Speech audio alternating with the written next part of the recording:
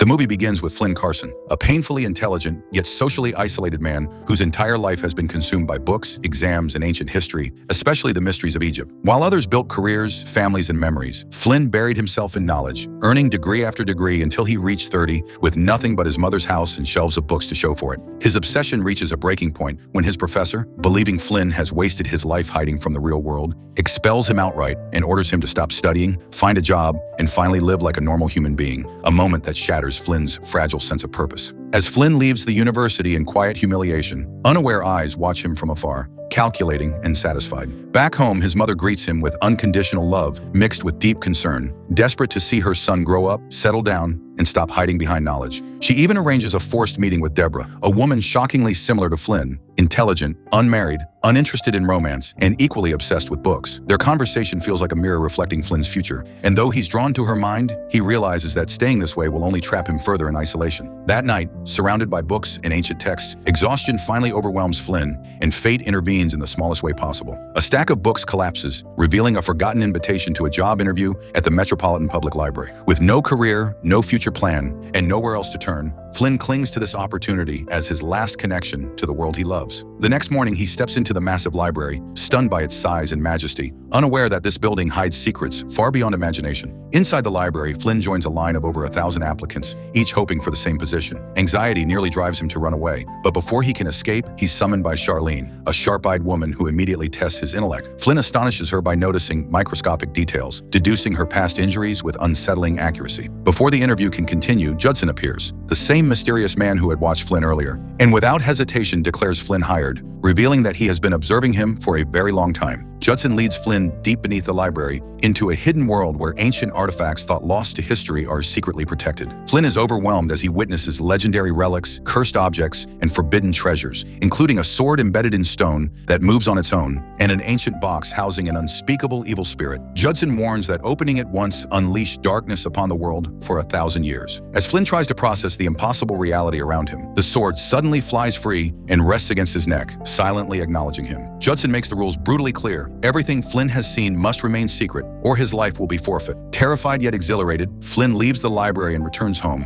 carrying a burden far heavier than books. That very night, the library is attacked by Edward, a ruthless treasure thief leading a deadly organization. Guards are overpowered, Judson is beaten unconscious, and a legendary artifact known as the Spear of Destiny is stolen, an ancient weapon rumored to grant absolute power to whoever wields it. The next morning, Flynn and Charlene arrive to find chaos and Judson injured. Surveillance footage reveals Edward as the thief, and Judson reveals the terrifying truth. The spear consists of 3 pieces, and only one was stolen from the library. The other 2 are hidden somewhere in the world, and if Edward reunites them, the balance of power will collapse. With no one else capable of decoding ancient clues, Judson sends Flynn, completely untrained, on a mission that could decide the fate of humanity. During his flight, Flynn notices a beautiful but distant woman seated ahead of him. But before he can introduce himself, assassins attack mid-air. A snake tattoo gives them away as Edward's men, and just as Flynn is about to be killed, the woman reveals herself as Nicole, a highly trained guardian sent by Judson to protect him. In a moment of sheer madness, they leap from the plane and survive the fall, landing deep within an unforgiving wilderness where the real test of Flynn's mind begins. Nicole explains that while she protects his body, Flynn must protect their mission using nothing but his intellect. Lost in the forest, Flynn calculates their location using environmental clues, star positions, and terrain patterns. Their journey forces them across a decaying bridge suspended over rushing waters, where Flynn nearly falls to his death before Nicole saves him at the last second. Each step pushes Flynn further away from his sheltered life and closer to discovering who he truly is. As night falls, tension grows between them, and Flynn wanders alone, only to discover Edward's serpent symbol burned into the ground nearby. Realizing danger is close, he extinguishes their fire just in time. They are captured by a Bedouin tribe,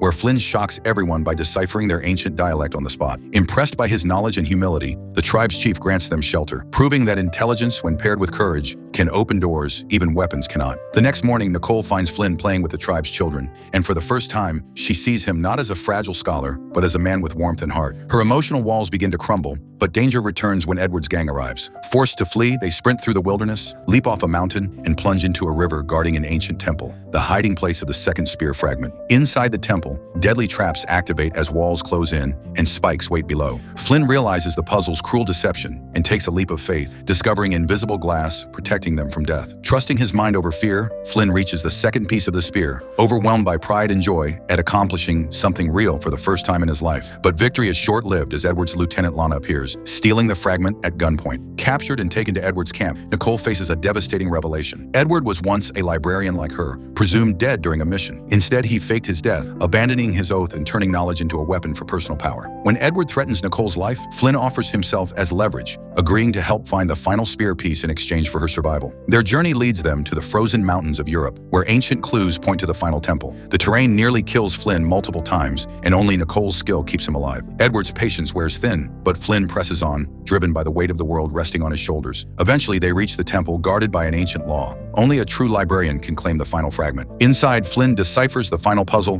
retrieving the last piece of the Spear of Destiny. Nicole seizes the moment, escapes with Flynn, and leaves Edward behind to face the temple's guardians. For a brief moment, it seems like the nightmare is over, until Flynn wakes up to find Nicole and the spear gone, betrayed by the woman he trusted most. Flynn contacts Judson, piecing together the horrifying truth that Edward now has all 3 fragments and plans to perform the ritual at the Great Pyramid replica back home. That night, Flynn returns to the college where his life fell apart, now the stage for humanity's potential end. Edward begins the ritual, merging the spear and unleashing godlike power, testing it by erasing a man's soul in an instant. As Edward prepares to kill Nicole, Flynn attacks, knocking Edward down and escaping with her. Outside, chaos erupts as Judson battles Edward's men, while Nicole confronts Lana in a brutal showdown fueled by rivalry and jealousy. Flynn returns alone to face Edward, no longer hiding behind fear or books. Using his deep knowledge of the pyramid's construction, Flynn manipulates the structure itself, luring Edward into fatal mistakes. In a climactic struggle, Flynn causes the pyramid's capstone to crash down, crushing Edward beneath the weight of his own ambition. The Spear of Destiny is reclaimed, its power finally neutralized. Back at the library, Charlene honors Flynn by placing his portrait among the legendary guardians who protected humanity throughout history. 3 months later, Flynn sits with his mother, finally confident, finally alive. When Nicole arrives on her motorcycle, announcing a new mission and a new threat, Flynn smiles, says goodbye, and rides off. Not as a student, but as a librarian. If you were Flynn, suddenly chosen to protect the world with nothing but your mind, would you rise to the challenge or run back to safety? Tell me in the comments what you would do. What makes Flynn's journey unforgettable is not the magic or artifacts, but the transformation of a man who believed knowledge was enough, only to learn that courage gives knowledge meaning. The spear did not choose him because he was strong. It chose him because he was willing to learn, to risk, and to change. And sometimes the greatest adventures start in the quietest places, like a library. If you enjoyed this epic journey, smash the like button, subscribe to Great Animation Recaps, turn on notifications so you never miss a story, share your thoughts in the comments, and keep watching for more legendary movie recaps where destiny, danger, and discovery collide.